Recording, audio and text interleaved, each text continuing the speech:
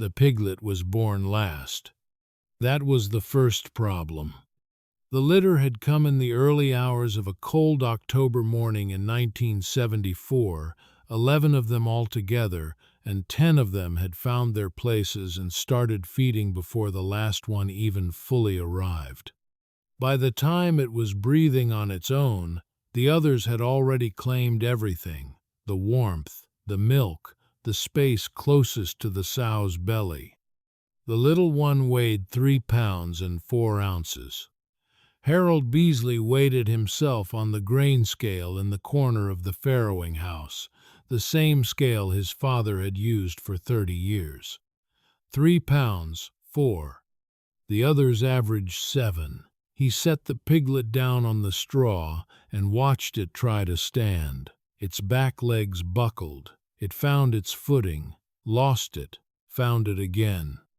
It stood there trembling, ears flat, eyes barely open, and tried to push toward the sow. 2 of its brothers knocked it sideways without even noticing it was there. Harold was 61 years old. He had been raising hogs on this land in Calhoun County, Iowa, since 1938, when he was 25, and the land cost less than a decent used truck. He had seen runts before. He knew what they usually became. He watched the piglet try to stand again.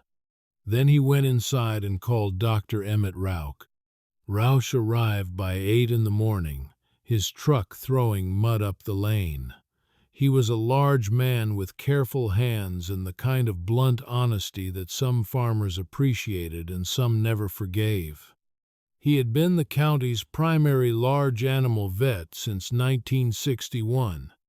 He set his bag down in the farrowing house, crouched beside the litter, and examined the runt without much ceremony. He checked its gums, pressed 2 fingers against its ribs, watched it breathe. He stood up and pulled off his gloves. "Put it down, Harold." Harold was leaning against the far wall with his arms crossed. "It won't survive the first week," Rauch said.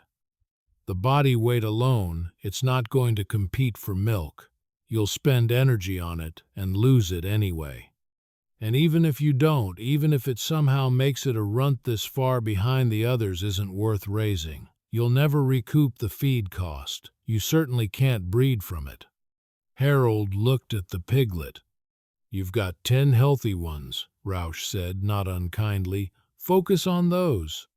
He snapped his bag shut and left 20 minutes later. Harold stood in the farrowing house for a long time after the truck sounds faded. The 10 healthy piglets pushed and jostled and fed. The small one stood at the edge of the group, trembling, getting nowhere. Harold went to the house and came back with a clean feed sack, a wool blanket, and a bottle. The first week was the hardest. He fed the piglet every 3 hours. Warm cow's milk, slightly thinned, from a glass bottle fitted with a small rubber nipple he'd used decades ago for a lamb. He kept the piglet in a wooden crate beside the kitchen stove, lined with the wool blanket, and he set an alarm clock every night to wake himself at midnight and again at 3 in the morning. His wife, Loretta, said nothing about it for the first 2 days.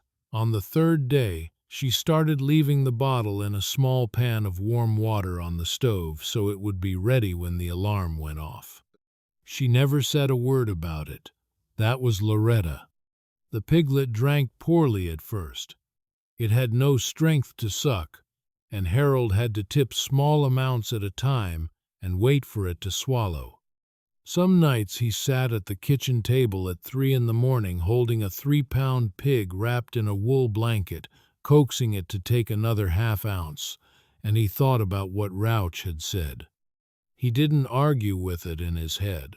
Rauch wasn't wrong, technically. The odds were genuinely poor.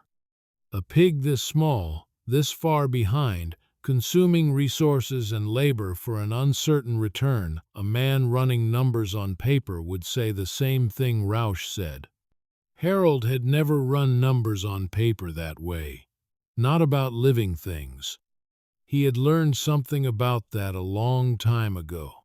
In the winter of 1949, a bad ice storm had cut off the road to town for 11 days. He was alone that winter. Loretta's mother had taken ill in Des Moines, and she'd gone to be with her, and Harold had been left with a sick ewe, no veterinary help, and nothing but old notes his father had left in a composition notebook. His father had raised sheep before hogs, and the notebook described treatments Harold had never seen used and instincts Harold had never been asked to trust. He'd followed those notes and saved the ewe. When Loretta came home, she found a healthy animal in the barn and a husband who had learned something that no vet school had taught him. What he had learned was this: the body wants to live. You don't rescue it. You make it possible for it to rescue itself. He kept feeding the piglet. By the end of the second week, people had started to notice. His neighbor, Dale Hoffman, stopped by on a Tuesday to return a borrowed fence stretcher, and Harold made the mistake of mentioning what was in the crate by the stove. Hoffman looked at the piglet, looked at Harold, and said, with the particular gentleness of a man delivering bad news, "Harold, you know Rauch is right about these things." Harold poured him a cup of coffee. His son-in-law, Gary, visited that weekend and was less gentle. Gary was 32 and ran a feedlot operation near Rockwell City, modern and efficient, and he had opinions. He stood in the kitchen looking at the crate and said the exact words Harold expected: "You're wasting time." He said it with the confidence of a man who has read the numbers and found them simple. That animal is never going to produce. You're putting in labor that should be going toward the healthy stock. At minimum, you could have used that sack of milk replacer on the show animals. Harold nodded slowly, the way he nodded when he'd heard everything he needed to hear. Gary took that as agreement. He was still taking it as agreement when he drove away an hour later. 3 weeks in, the feed store in Rockwell City had the story. Harold Beasley was hand-raising a runt that the vet had condemned, sleeping in shifts for a pig that would never pay for itself. Folks discussed it the way folks discuss things that are both harmless and foolish, with affection, almost, but with certainty on the outcome. Harold went to the feed store the same as always, bought what he needed, came home. The piglet turned a corner at 26 days. It wasn't dramatic. Harold noticed it first by the way the animal moved in the crate, not trembling when it stood, not fighting for balance. It simply stood. Then it walked to the far end of the crate and back, which it hadn't done before. That same morning it finished a full bottle without stopping, which was also new. Harold set the empty bottle on the table and sat there a moment. "Loretta," he called. She came to the doorway. "Look at it stand," he said. She looked. She went back to what she was doing, but he noticed she refilled the pan of warm water on the stove without being asked. By 6 weeks, the piglet Harold had started calling it the word his father used for any animal that outperformed its circumstances, a word that translated roughly from his father's old Czech as the stubborn one, though Harold rendered it simply as Stubby had been moved from the kitchen crate to a separate small pen in the farrowing house, where it could no longer be pushed aside. It was still small, smaller than any of the 10 healthy ones, who had grown at the expected pace and were now robust and loud.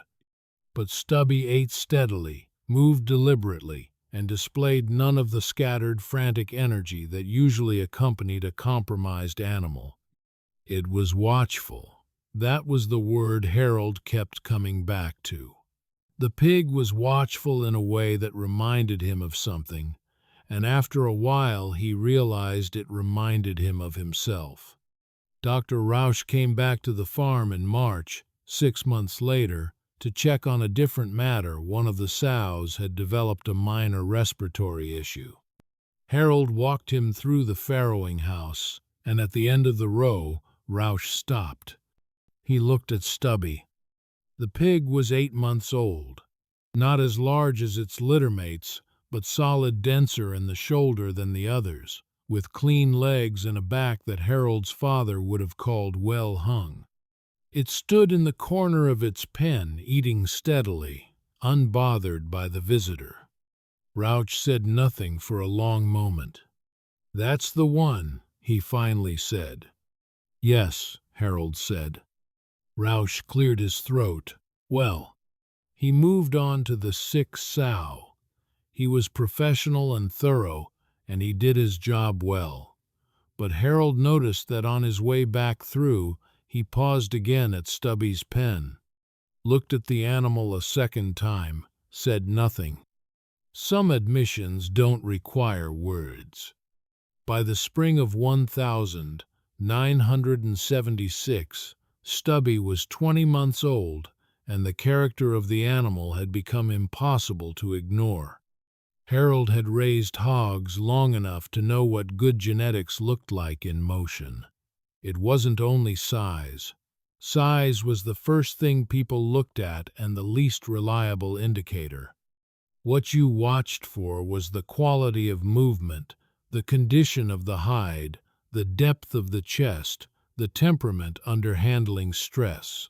Stubby excelled in all of it. Calmer under handling than any boar Harold had worked with, consistent appetite through weather changes that disrupted the feeding patterns of the others, and a physical robustness that had nothing tentative about it. This was not an animal that had survived. This was an animal that had arrived. Harold mentioned this observation to no one. He did not need to.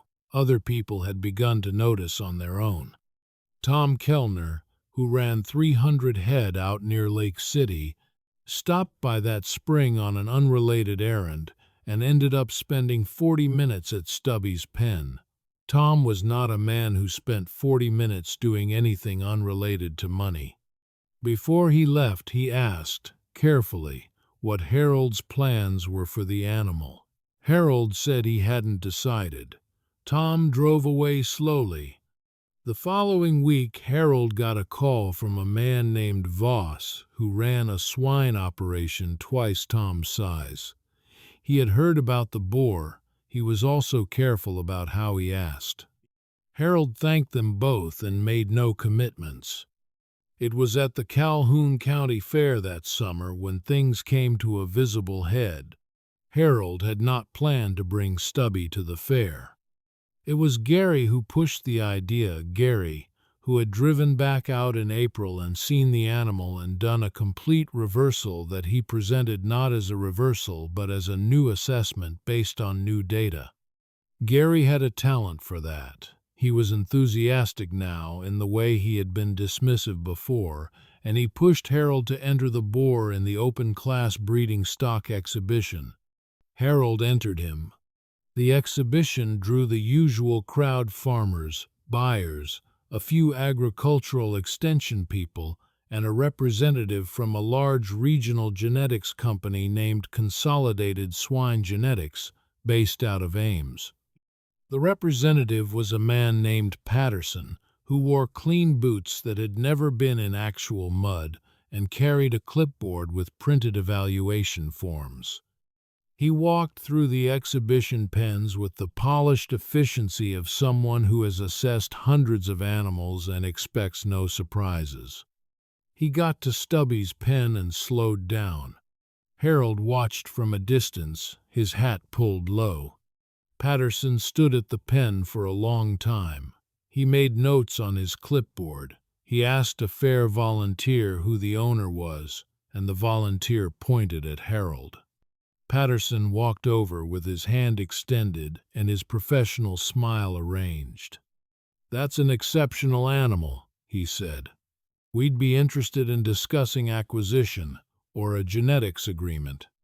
Harold shook his hand. He's not for sale. Patterson nodded in the way that means everything is for sale at the right number.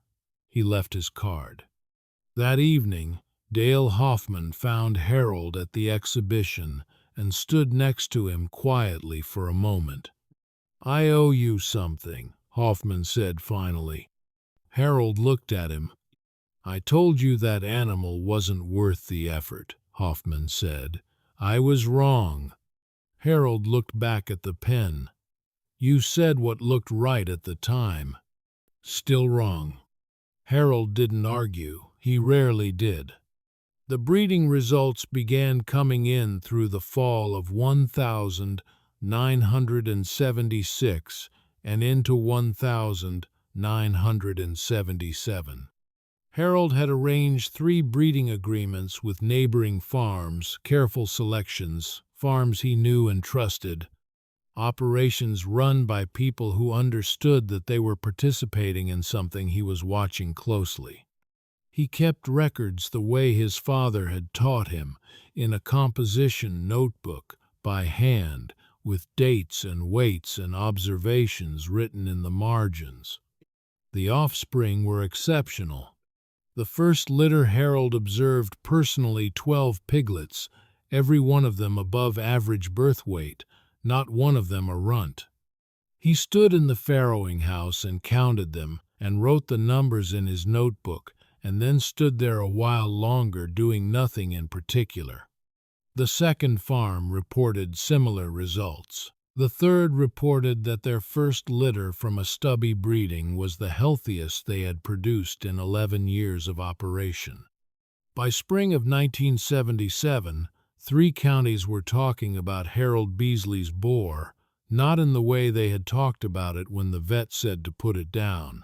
In a different way entirely. Patterson from Consolidated Swine Genetics came back in April. This time he brought his regional manager, a man named Clifton, who had 20 years in the industry and did not carry a clipboard. Clifton was the kind of man who had stopped being impressed by animals long ago and was therefore only more notable for being impressed now. Harold met them at the gate and walked them to the pen. They looked at the animal. Clifton looked at Harold's composition notebook, which Harold offered without being asked. "How old was he when you started seeing this conformation?" Clifton asked. "About 9 months," Harold said. "Clear by 12. "And the dam was an ordinary commercial female?" "Standard Duroc cross, nothing special." Clifton was quiet. He was running something through his mind. Harold recognized the look he'd had it himself, in that kitchen at 3 in the morning, holding a bottle to a 3-pound pig. The look of revising what you thought you knew. "The thing is," Clifton said, "we see genetics like this maybe once every several years, and typically from bloodlines we already have records on. This animal has no pedigree that would predict this." "No," Harold said, "it doesn't. That's what makes it unusual." "That," Harold said, "is what makes it interesting." Clifton looked at the notebook again, then at the boar. Then he did something that Patterson clearly found surprising. He asked Harold to explain his feeding approach from the beginning, not the genetics. The decisions Harold made in those first weeks. Harold told him, plain and simple, the warm milk, the 3-hour intervals, the wool blanket by the stove, the patience. Clifton listened without interrupting. When Harold was finished, Clifton said, "Most people would have put him down." "The vet recommended it," Harold said. "He wasn't wrong to recommend it. Based on what he could see, it was the right call. But you didn't take it." Harold looked at the boar moving steadily around its pen, heavy-shouldered, calm. "I've seen what happens when you make permanent decisions based on early information. You end up wrong more than you'd think." Clifton nodded once. That was all. The agreement Harold eventually reached with Consolidated was not an acquisition. Harold would not sell the animal. What he negotiated, over 4 meetings at his kitchen table, was a genetics documentation agreement. They would record and track the offspring over a 5-year period, and Harold would retain full ownership of Stubby and full control over breeding decisions. In exchange, Consolidated would cover documentation costs and provide Harold with their full analysis. Gary, who attended the second meeting and sat quietly through most of it, told Harold afterward that he had left money on the table. Harold said he knew. Then why? Gary asked. Harold looked at his son-in-law for a moment. Because the animal is mine, he said, and because I know something about him that isn't in their forms. Gary didn't have an answer to that. He was a smart man. He would get there eventually. By 1978, the records were established and the reputation was no longer local. Calhoun, Webster, and Humboldt counties, that was the territory the name carried first. Farmers in that range knew the story or a version of it, which is what stories become when they travel of Harold Beasley's runt boar, the one the vet said to put down. The one Harold had fed from a bottle in his kitchen for the first weeks of its life. The one that turned into the best breeding hog anyone in 3 counties could identify from memory.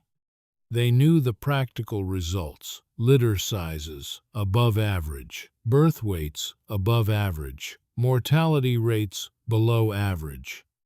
Offspring that carried forward a solidity, a temperament, and a physical quality that was traceable and consistent. Farmers who had bought a single breeding from Harold were coming back asking for another. Some of them sent their sons to ask because they felt awkward asking again themselves. Harold accommodated what he could. He had his own farm to run. He had not started any of this with a business plan. He had started it at 3 in the morning with a small pig and a warm bottle, and the rest had followed from that. Dr. Rauch retired in 1981. Harold attended the small retirement gathering the county agricultural extension office held for him at the fairgrounds. They stood together near the edge of the room, 2 men of similar age who had known each other professionally for 20 years. Rauch held a cup of coffee and looked out the window for a moment before he spoke. "I owe you an honest accounting," he said. Harold said nothing, which was his way of indicating that a man should continue. "I was right about the probabilities," Rauch said. "Everything I told you that morning was accurate as a general statement. Most runts in that condition don't make it. Of those that do, most don't produce. I gave you the right answer for the average case." Harold looked at his own coffee. "What I couldn't see," Rauch said, "was what you apparently could. Whatever was in that animal that I missed," he paused, "or what you were going to put into it." "You weren't wrong to say what you said," Harold told him. "No, but you were right to ignore it." Rauch turned to look at him directly. "There's a difference, and I'm old enough now to say so plainly." Harold put out his hand. Rauch took it. They held the handshake a moment longer than the occasion required, and something settled between them that neither man needed to put into words. Stubby lived to 11 years, which was long by any standard. Harold was with him at the end, in the fall of 1985, in the same farrowing house where the animal had first tried to stand on buckling legs in the cold October dark. The pen was clean and quiet. Harold sat on a straw bale nearby and did not hurry anything. Afterward, he stood in the doorway of the farrowing house for a while, looking at his fields.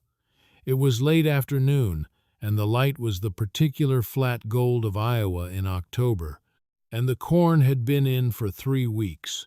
and everything on the farm was exactly as it had always been. He felt the specific weight of an ending that is also a long record of something true. He went inside and told Loretta. She put the kettle on. The composition notebooks went up to 8 volumes by the time Harold was done recording. Consolidated Swine Genetics had their documentation, clean and filed and referenced in 2 industry publications that Harold never read. The offspring records stretched across more than 40 litters on 9 different farms in a 3-county area. The numbers were what the numbers were, and they said plainly what Harold already knew. Gary had framed one of the early evaluation sheets and hung it in his own operations office. He never brought up the conversation from the kitchen in 1974, the one where he said wasting time. Harold never brought it up either. Some lessons work better unspoken, absorbed quietly into how a man does things afterward. Hoffman planted a row of Osage orange trees along his south fence line the spring after Stubby's first breeding results came back. He said it was for windbreak. Harold suspected it was Hoffman's way of doing something deliberate with his hands, the way men sometimes do when they are absorbing a revision to how they see the world. Tom Kellner's operation used 3 Stubby-line boars over the following decade. He sent Harold a smoked ham every Christmas for 7 years, with no note. Harold always knew what it meant. Harold Beasley farmed the same land in Calhoun County until he was 79 years old. He maintained his equipment the way his father had taught him, not out of sentiment, but out of the understanding that things built well and maintained honestly outlast the things built to be replaced. He kept his composition notebooks in a wooden box on the shelf in the farrowing house, next to the grain scale his father had used, which still worked. He was not changed by what had happened with the runt boar. He did not need to be.